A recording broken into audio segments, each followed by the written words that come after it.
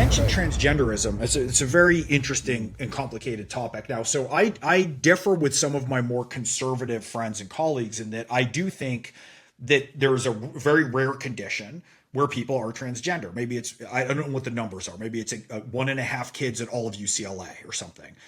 So I have, and I have Right. family member who is transgender, who transitioned as an adult after 2 years of therapy. I think it's like Klinefelter syndrome. I think it's like there are some things that are extremely rare that can still happen, and that's what it is. Yep. But there's this crazy thing that has happened where the status of what we've allowed with transgenderism or claims of transgenderism, we've completely assigned a sort of sacred status to that. And I didn't really understand this till I had a series of conversations with Jonathan, because it's so confusing. Jordan's talked a lot about a psychogenic epidemic that's happening around this. I mean, you're aware of some of that. But one of the things Jonathan talks about is when the right goes too far, what happens is that it gets too much the same and too rigid. So obviously that's like Hitler's Germany, or you think about like a typical image of deep red would be like inbreeding or deliverance. And the left is identified mostly when they go too far, because the left is high trait openness is a set trait. That's what defines somebody from the left versus the right, is too much hybridization. And so there's a very interesting notion if you think about, like, let's take a church, just because it's an easy example. So a church is designed like a cross, and then at the altar there's a cross that's elevated up, and then above that there's usually a cross, and the church is at the center of a whole city, and that's the governing, uplifting symbol that everybody that the culture organized itself around to. Let's talk about in medieval times, or in even how in city planning in a lot of places in America. But there's also gargoyles that are on the church, because there is a fringe, and there is a place for the fringe, and that fringe is a hybrid fringe. A gargoyle is two things at once. Yep. And they exist, and they have sort of twofold purpose. One is that they're hybrid because they're part of what's outside and part of what's inside. They're two things at once, but they're at the edge of a church because they're in the liminal space. And that means that they're scaring away evil spirits and people who might wish to do harm, who won't pass under that gaze. But if you're humble enough to pass under that gaze, then you enter the church, or you enter the center, let's say, knowing that you have, in some ways, that you're humble, you've been humbled by that gaze, and you're going in for a shared purpose. It means you don't get to bring your own whatever idiosyncrasies exist and can and should thrive on the fringe into the church. I think a lot of what we have seen happening here with the extreme excesses of the far left is they've taken the gargoyle kind of off the fringe of a building and brought it in and put it up on the altar to be worshipped. And so you can see this to say, like, if you're an 8-year-old kid who thinks that you're trans, like, no teacher can tell you otherwise, not a psychologist, your parents can't. Yes. You change the language. Like, they're afforded this sort of divine status in a way we would never allow if a kid said, hey, I'm bipolar and I need lithium. And so there's this allowance, and it does a huge disservice, I think, to the exceedingly fewer people who actually are trans, because you've had this stampede of empathetic allies who have turned the whole situation upside down, and I think are causing an enormous amount of backlash. But there's this battle right now between, this fear of too much identity, that's very much what the right is, that everything must be uniform. And that was Hitler. Like, Hitler wasn't scared of Jews, as people say. He was disgusted by Jews. He had a high disgust threshold. He killed rats, and then he killed dogs in the street. Then he killed the homeless. Then he killed the Jews and the gays and the Slavs. It keeps going. It's why he used a lot of fire imagery, right? You burn what disgusts you. It's a burning thing until all things are uniform at the inside. You're just down to like gleaming white bone. And the left, basically, the problem is if you invite the fringe into the center, the fringe has a fringe, and the fringe's fringe has a fringe, and the fringe's fringe has a fringe.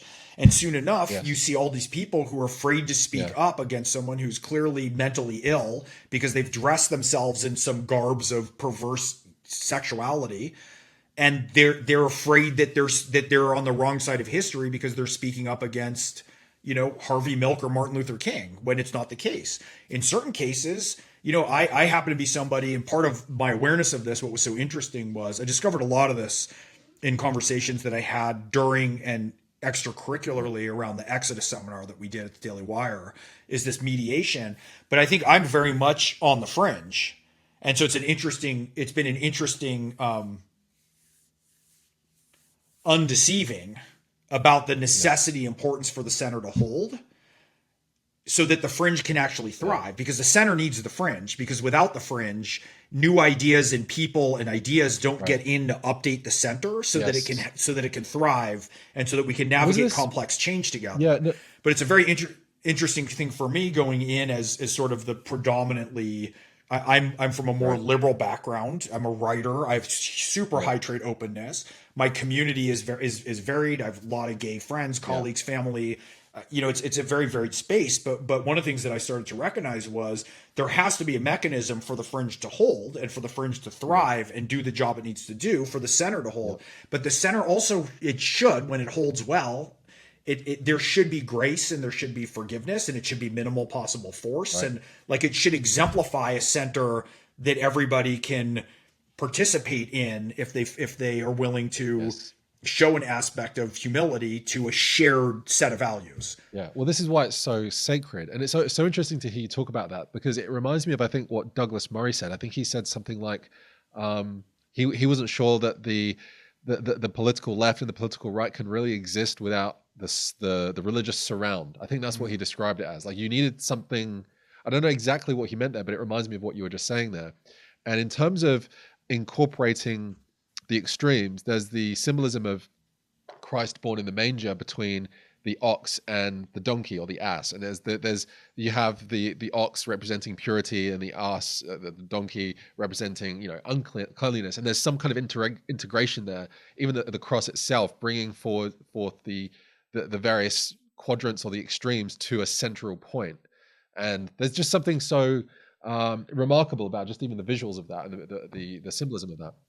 I've such rejuvenated after Gospels, but I've had ongoing like incredible affinity for Christians and Christian thought. I mean, I was educated in a Jesuit high school. I was far and away the most liberal kid at the high school, and the Jesuits were great. It's like, make your argument, make your case.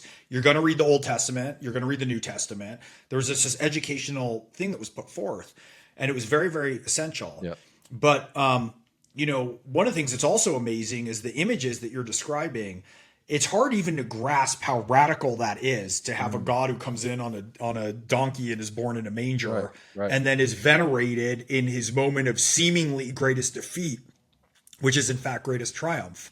Yeah. The full moment that the whole world inverts. It's incredible. And there's so much in Christianity that is, and Judaism. And I will say, look, if you go back to the Hellenistic tradition too, the Greco-Roman tradition, what I love so much about it is its maximum emphasis on freedom and free will. So Socratic reasoning isn't a teacher telling you what to do. It's asking questions. It's pulling forth out of you what you'll enter into. And Judaism, the whole key is it's a freely entered into covenant. It's not coercive.